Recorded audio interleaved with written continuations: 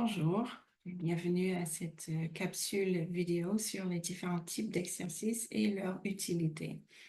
Cette vidéo s'adresse à vous si vous commencez à enseigner la traduction ou si vous cherchez quelques idées à ajouter à votre façon habituelle d'enseigner. Ce sont des exercices pour un cours d'introduction à la traduction ou de méthodologie, que ce soit au premier cycle ou au deuxième cycle. Je me suis basée sur ma propre expérience, donc j'enseigne depuis plus de 15 ans à l'Université Concordia. J'enseigne la traduction du français vers l'anglais. Donc habituellement, on n'utilise pas de manuel. Si vous enseignez la traduction vers le français, il est possible que votre situation soit un petit peu différente et vous utilisez un manuel comme la traduction raisonnée de Jean Denis, par exemple.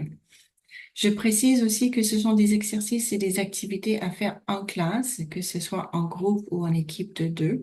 Ce ne sont pas des évaluations ni des travaux à faire à la maison. Par contre, il serait possible de les adapter pour un cours en ligne. J'utilise une approche pédagogique axée sur le processus et non le produit. Je crois que tout au long de la production d'une traduction, l'étudiant ou l'étudiante doit prendre des décisions, exercer son jugement et sa pensée critique et analyser et expliquer ses choix.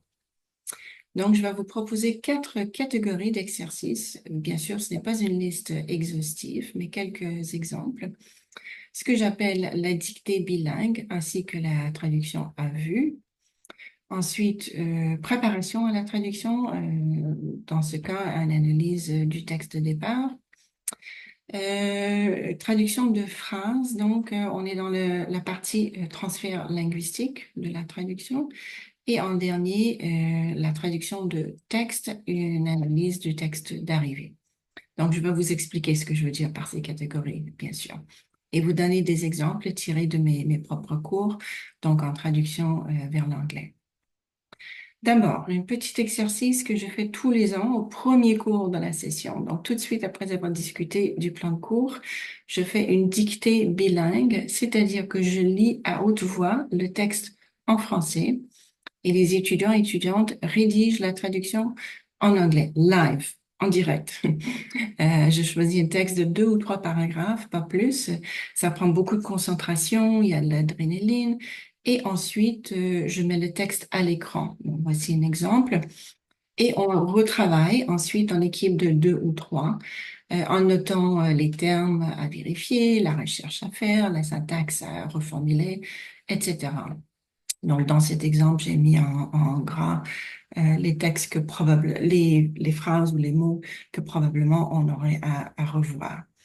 C'est une variation sur un exercice classique, souvent utilisé dans l'enseignement de l'interprétation, qui est la traduction à vue. Donc, en anglais, sight translation, c'est-à-dire la production d'une traduction oralement à partir d'un texte écrit. Dans les deux cas, traduction à vue et dictée bilingue, il y a passage d'un message écrit à un message parlé ou vice-versa. Donc, pour la traduction à vue, on peut travailler en équipe de deux, une personne qui traduit spontanément à haute voix pendant que sa partenaire écoute et fait des conseils ou commentaires, et ensuite on change de rôle. Je vous encourage à chercher du côté des exercices pour apprendre l'interprétation en intégrant l'oralité pour travailler à la fois la compréhension et la capacité de construire des phrases euh, en direct, disons. Deuxième exercice, donc un aspect très important du processus de traduction est tout ce qui concerne la recherche et l'utilisation des outils et des ressources.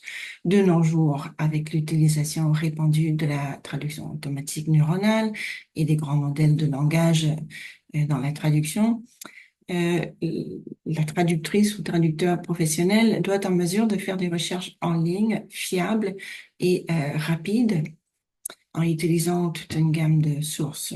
Donc, dans un cours de base en traduction, vous allez forcément faire le tour des ressources comme Termium, le grand dictionnaire terminologique, Lingui, Traduite, les guides de rédaction, etc. Donc, je propose un exercice à faire en classe qui se concentre sur le texte de départ. Voici un exemple. Vous pourrez proposer 4 ou 5 paragraphes sur des sujets différents et demander aux étudiants étudiante, toujours en équipe de 2 ou 3, de simplement identifier les termes ou les phrases à chercher et la ressource la plus appropriée en chaque cas. Donc, il ne s'agit pas de faire de la recherche, encore moins de faire de la traduction, mais simplement de décider ce qu'il y a à faire. Donc, dans cet exemple, on voit dans la première phrase l'expression parler d'abondance et du tac au tac. Il est possible que l'étudiant n'ait jamais encore rencontré ces expressions, hein. Donc, ce ne sont pas des termes à chercher dans le termium, mais plutôt des expressions qui sont dans le Robert, par exemple. Pour le deuxième exemple, vous pourrez très bien utiliser un site web spécialisé dans la vente de vélos pour faire les recherches. Et pour le troisième exemple, bien sûr, il y a des acronymes à chercher et il y a un organisme mentionné ici, donc ça serait un bon point de départ pour les recherches. Bon, cet exercice rentre dans la catégorie de tout ce qui est analyse du texte de départ ou explication de texte, hein, qui est un des objectifs de DELIL dans la traduction raisonnée. Il parle aussi de repérage des difficultés de traduction. Donc, il y a toutes sortes d'activités qu'on peut faire en analysant le texte de départ. On peut rédiger un commentaire dans lequel on identifie le genre, le type de texte, le public cible, ou on peut identifier les difficultés, justement, comme les expressions idiomatiques, les références culturelles, etc. Troisième catégorie, on passe maintenant au transfert linguistique, c'est-à-dire la partie du processus de traduction qui concerne le rapport entre le texte existant et le texte à produire. Dans les cours de base en traduction, je trouve que c'est très utile de se concentrer sur la phrase avant de travailler sur le texte au complet pour pouvoir se concentrer sur certains aspects précis. Donc, voici quelques exemples. Adapté du livre Apprendre à traduire de Valentine Watson Rogers, un livre bilingue qui a des exercices de traduction vers l'anglais et vers le français. Et qui contient uniquement des phrases à traduire. Donc, l'avantage de la traduction de phrases est qu'on peut aller en détail dans cet exemple sur les temps de verbe ou sur des unités de traduction, des expressions figées, les diacritiques. Ce sont des exemples d'exercices dans ce livre en particulier. Et aussi, c'est une activité qui se prête à l'oralité, c'est-à-dire on peut faire le tour de la classe et chacune peut traduire une phrase et on peut donc par la suite travailler en équipe, à deux ou même seul, avec comme partenaire la traduction automatique. Donc, on peut voir, après avoir fait notre traduction à haute voix, on peut voir ce que DeepL propose, par exemple. Donc, on peut se concentrer vraiment sur certains aspects de la traduction en faisant les phrases uniquement. Quatrième catégorie d'exercice de traduction à faire, toujours en classe, concerne maintenant le texte d'arrivée, c'est-à-dire la traduction ou ce que l'OTIAC appelle le résultat du transfert linguistique. Pour cette catégorie, on peut utiliser le texte au complet, donc on se concentre moins sur le choix de mots que sur la syntaxe, la construction des paragraphes, l'organisation textuelle.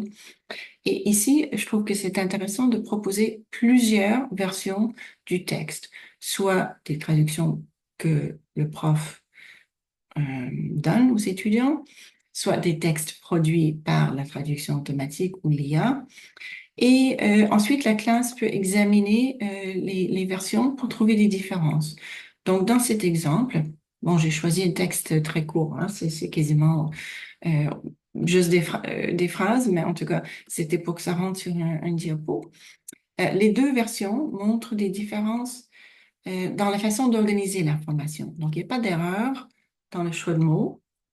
Il peut-être peut avoir des améliorations, mais c'est pas ça l'aspect important. C'est parmi ces deux versions, laquelle est meilleure et pourquoi. J'aurais pu ne pas fournir le texte de départ, hein, juste donner deux versions en anglais, puisque c'est une question de style et d'idiomaticité. Encore une fois, les membres de la classe peuvent travailler en équipe ou à deux pour en discuter. Voilà, j'espère vous avoir donné quelques idées d'exercices à faire en classe dans un cours de traduction de base qui vont encourager vos étudiants et étudiantes à s'expliquer, à justifier leurs choix, leurs décisions, à développer leur jugement et leur pensée critique, toutes des compétences clés dans l'évolution actuelle de la pratique de la traduction. Et quelques références si vous voulez aller plus loin.